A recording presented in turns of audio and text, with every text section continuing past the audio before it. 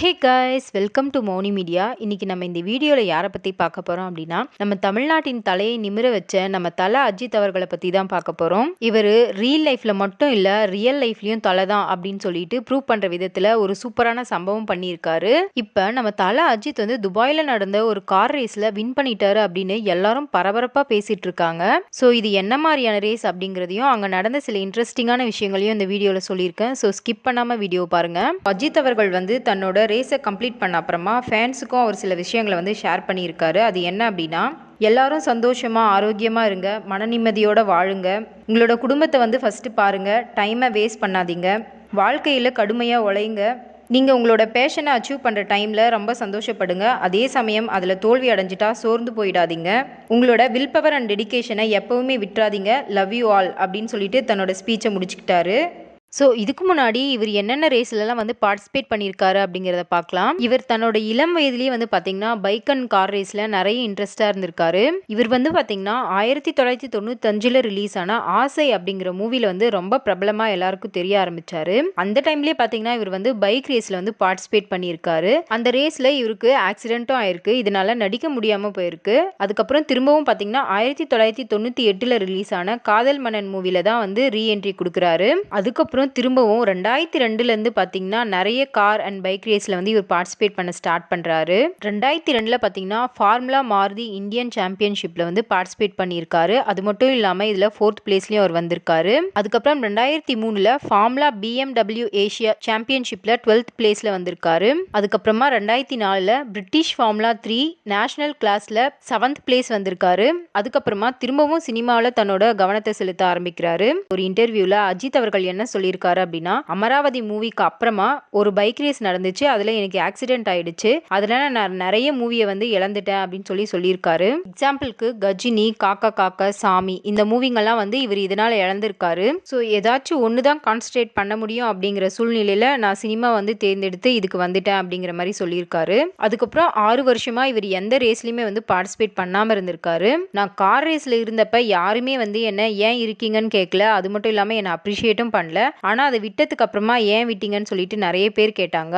என்னோட ரசிகர்கள் என்கிட்ட நல்ல திரைப்படங்களை மட்டுமே எதிர்பார்க்கறாங்க, அதனால அவங்களுக்காக நான் விட்டுட்டேன் அப்படின்னு சொல்லியிருக்காரு. அதுக்கப்புறம் சரியா 15 வருஷம் கழிச்சு 2024 இன்டர்நேஷனல் கார் ரேஸ்ல எல்லாம் பார்ட்டிசிபேட் பண்ணும் அப்படிங்கிறதுக்காக அஜித் குமார் ரேசிங் டீமை வந்து ஸ்டார்ட் பண்றாரு. ஸோ இதுக்கப்புறம் பாத்தீங்கன்னா அந்த துபாயில நடந்த அந்த கார் ரேஸை பத்தின டீட்டெயில்ஸை பார்க்கலாம். ஸோ இந்த டீம் வந்து பாத்தீங்கன்னா துபாயில நடந்த 24H சீரீஸ்ல பார்ட்டிசிபேட் பண்றாங்க. இந்த கார் ரேஸ் வந்து பாத்தீங்கன்னா மற்ற ரேஸ் மாதிரி ஃபர்ஸ்ட் வர்ற டீம் வந்து வெற்றி பெறது அந்த மாதிரி கிடையாது. இந்த 24H சீரீஸ் கார் ரேஸ் வந்து ஒருத்தரோட உச்சபட்ச ஆற்றலை சோதிக்கிற மாதிரியான ஒரு ரேஸா.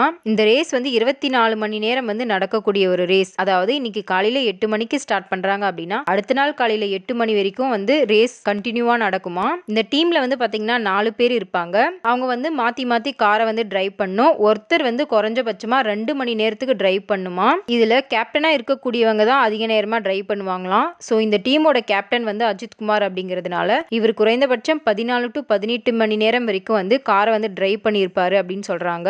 இந்த ரேஸ்ல வின் பண்ண நல்ல டிரைவர்ஸ் மட்டும் பத்தாது, அந்த காரை வந்து கரெக்டா ரெடி பண்ணக்கூடிய டீமும் இருக்கணுமா. இந்த கார் கண்டிஷனை வந்து கரெக்ட் பண்றதுக்காக ஒரு மெக்கானிக் டீம் வந்து எப்பயுமே ரெடியா இருப்பாங்களாம். 45 to 55 செகண்ட்ல இந்த காருக்கு என்னென்ன தேவையோ அது எல்லாத்தையுமே இவங்க வந்து ரெடி பண்ணிடணுமா. ஸோ இந்த டீம் வந்து என்ன கார் வாங்கியிருக்காங்க அப்படின்னு பாத்தீங்கன்னா போர்ஷே நிறுவனத்தால தயாரிக்கப்பட்ட 901 அப்படிங்கிற காரை வந்து பிராக்டிஸ் பண்றதுக்காக வாங்கியிருக்காங்க. அது மட்டும் இல்லாம இந்த ரேஸ்ல பார்ட்டிசிபேட் பண்றதுக்காக அஜித் வந்து தன்னோட எடையை 11 கிலோ வரைக்கும் குறைச்சிருக்காரு. இந்த ரேஸ்க்காக பிராக்டிஸ் பண்ற டைம்ல பாத்தீங்கன்னா அஜித் அவர்களுக்கு வந்து ஆக்சிடென்ட் ஆயிருக்கு. ஸோ இவர் வந்து காம்படிஷன்ல பார்ட்டிசிபேட் பண்ண மாட்டாரு அப்படிங்கிற மாதிரி சொல்லியிருக்காங்க. ஆனா ஃபைனலா பாத்தீங்கன்னா அஜித் அவர்கள் வந்து இந்த ரேஸ்ல பார்ட்டிசிபேட் பண்ணியிருக்காரு. ஸோ 24 மணி நேரத்துல எந்த டீம் வந்து சிறந்த தூரத்தை வந்து கடக்குதோ அதை பொறுத்துதான் இவங்களோட வெற்றி வந்து தீர்மானிக்கப்படும் அப்படின்னு சொல்றாங்க. ஸோ இந்த காம்படிஷன்ல அஜித் அவர்களோட டீம் பாத்தீங்கன்னா போர்ஷ் 992 கப் கார் ரேஸ்ல 3rd பிளேஸ்ல வந்து வின் பண்ணியிருக்காங்க. ஒரு டீமை வழிநடத்த நிறைய எக்ஸ்பீரியன்ஸ் இருந்தா மட்டும்தான் முடியும். அஜித் குமார் வந்து பல வருஷம் கார் ரேஸை விட்டு விலகி இருந்தாலும் இதுல சரியா வந்து கவனிச்சிருக்காரு. அது மட்டும் இல்லாம இதுல நிறைய விஷயங்களை கத்துட்டு இருந்திருக்காரு அப்படின்னு சொல்லிட்டு 18 வருஷமா செயற்கை காலோட கார் ரேஸ்ல பார்ட்டிசிபேட் பண்ணிட்டு இருக்கக்கூடிய சேத்தன் கரோடோ அப்படிங்கிறவர் வந்து சொல்லியிருக்காரு. அது மட்டும் இல்லாம அஜித் குமார் அவர்களுக்கு ஸ்பிரிட் ஆஃப் த ரேஸ் அவார்டும் கிடைச்சிருக்கு.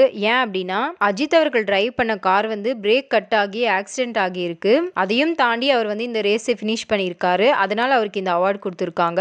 துபாயில் நடக்கக்கூடிய இந்த 24H சீரிஸ் கார் ரேஸை வந்து பார்த்தீங்கன்னா நார்மலாகவே ஒரு 50 பேர் கூட இந்த காம்படிஷனை வந்து பார்க்க மாட்டாங்களாம். எப்பயும் இல்லாத அளவுக்கு இந்த டைம் வந்து இதில் இவ்வளோ கூட்டம் சேர்ந்திருக்கு அப்படின்னா அதுக்கு ஒரே காரணம் அஜித் அவர்கள் தான் அப்படின்னு சொல்லிட்டு அங்கே இருக்கக்கூடிய கோஆர்டினேட்டர்ஸ் வந்து சொல்லியிருக்காங்க. ஸோ இதனால அவங்க நடத்தக்கூடிய எல்லா கார் ரேஸ்லையுமே வந்து நெக்ஸ்ட் அஜித் அவர்களை இன்வைட் பண்ண போறதா சொல்லியிருக்காங்க. அது மட்டும் இல்லாமல் பொதுவாகவே ஜெர்மனியில் இருக்கக்கூடியவங்க தான் அதிகமாக இந்த கார் ரேஸில் வந்து இன்ட்ரெஸ்ட் காட்டுவாங்களாம். ஆனால் இப்போ அவங்கள விட அதிகமாக இந்தியர்கள் தான் இதில் இன்ட்ரெஸ்டாக இருக்காங்க அப்படின்னு சொல்லிட்டு அவங்க சொல்லியிருக்காங்க. அதுக்கும் வந்து அஜித் அவர்கள் தான் காரணம் அப்படின்றதையும் சொல்லியிருக்காங்க. ஸோ இந்த கார் ரேஸில் வின் பண்ண அப்புறமா நடந்த ப்ரெஸ் மீட்டில் பார்த்தீங்கன்னா இந்த காம்படிஷனில் மெம்பராக இருக்கக்கூடிய இம்ரான் அப்படிங்கிறவங்க வந்து என்ன சொல்லியிருக்காங்க அப்படின்னா, நான் துபாய் அண்ட் அபுதாபியில் நடக்கக்கூடிய காம்படிஷனில் 20 வருஷமாக வந்து பார்த்துட்டு இருக்கேன். இதில் ஒரு டைம் ஆச்சு நம்ம இந்திய கொடி வந்து பறக்காதா அப்படின்னு சொல்லிட்டு நான் ஃபீல் பண்ணியிருக்கேன். ஆனால் இந்த விஷயம் இன்னைக்கு நடந்திருக்கு. அதுக்கு ஒரே ஒரு காரணம் இந்த மனுஷன் தான் அப்படின்னு சொல்லிட்டு ரொம்ப எமோஷனலாக பேசியிருக்காரு. அது மட்டும் இல்லாமல் அஜித் அவர்கள் வந்து என்னை இந்த ரேஸில் பார்ட்டிசிபேட் பண்ண அலோவ் பண்ண ஷாலினிக்கு ரொம்ப தேங்க்ஸ் அப்படின்னு சொல்லியிருக்காரு. இப்போ அஜித் அவர்களுக்கு பார்த்தீங்கன்னா 52 வயசு ஆகுது. ஸோ தன்னோட பேஷனை வந்து அச்சீவ் பண்ணுறதுக்கு வயசும் சூழ்நிலையும் ஒரு தடையாக இருக்காது அப்படிங்கிறத அஜித் அவர்கள் வந்து ப்ரூவ் பண்ணியிருக்காரு. நிறைய பிரபலங்கள் இவருக்கு வாழ்த்துக்கள் தெரிவிச்சிட்டு வராங்க. ஸோ நம்ம சேனல் சார்பாக நாமளும் இவருக்கு வாழ்த்துக்கள் தெரிவிச்சுக்கலாம். இப்போ துபாய் கார் ரேஸ் ஸ்டேடியமில் நம்ம இந்திய கொடி வந்து பறக்குது. அதுக்கு காரணம் நம்ம தல அஜித் அப்படிங்கிறது ரொம்ப சந்தோஷமாக இருக்குது. அதுவும் அவர் நம்ம தமிழன் அப்படின்னு சொல்கிறதுல நம்மளுக்கு ரொம்ப பெருமையாக இருக்குது. பொங்கலுக்கு நம்ம அஜித் அவர்களோட மூவி ரிலீஸ் ஆகிறதா இருந்துச்சு. ஆனால் அது வந்து ரிலீஸ் ஆகாது அப்படின்னு சொல்லிட்டாங்க. ஸோ சோகத்தில் இருந்த தன்னோட ரசிகர்களுக்கு அதை விட அதிகமான ஒரு இன்ப அதிர்ச்சியை அவர் கொடுத்துருக்காரு. அவரோட மூவியான விடாமுயற்சி தான் ரிலீஸ் ஆகாமல் போயிடுச்சு. ஆனால் அவர் தன்னோட ரியல் லைஃப்பில் பண்ண விடாமுயற்சி அவரை கைவிடலை. ஸோ இந்த மொமெண்ட் எவ்வளோ ப்ரௌடாக இருக்குது அப்படின்னு சொல்லிட்டு கமெண்ட் பண்ணுங்க. இந்த வீடியோ பிடிச்சிருந்தா லைக் பண்ணுங்க. இதே மாதிரி தகவல்களை தெரிஞ்சுக்க எங்கள் மௌனி மீடியாவை ஃபாலோ பண்ணுங்க. தேங்க்யூ.